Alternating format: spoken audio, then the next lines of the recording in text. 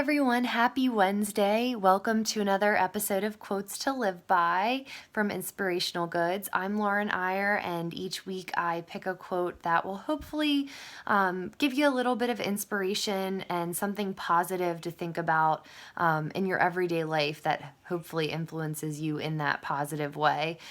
This week I picked a quote from Maya Angelou, who's a huge influencer, a writer, a speaker, and a poet.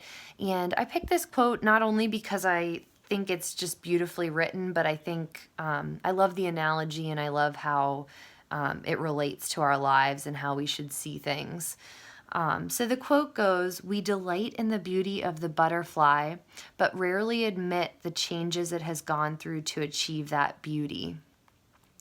And this quote just reminds me of how things that a lot of us see in life appear beautiful, and we just see the end result, whether that's a piece of art someone creates or a book that they write that is successful, and or just their general success with whatever we may see and may be envious about. We think that it's an overnight success, and we wonder sometimes how they could accomplish something so quickly.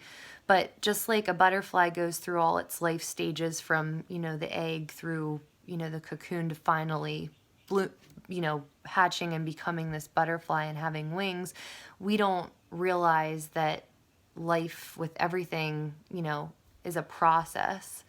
And what we see as a success or something that's beautiful, we're not remembering the process that it may have taken that person or that work of art to get there. And that may have had so many trialing times or challenges, and that person may have had moments of difficulty, wondering what they were doing next, moments of solitude and darkness, and finally they just kept after it, and we're just seeing that beautiful end result. So I think we just have to remember that it's not just about that end result, it's not about that final beauty. And I think we appreciate that beauty more when we remember that the process is part of it. It's with the process that we develop our character, and that we it shapes us, and then it finally gives us that grace to really appreciate the beauty that we finally achieve.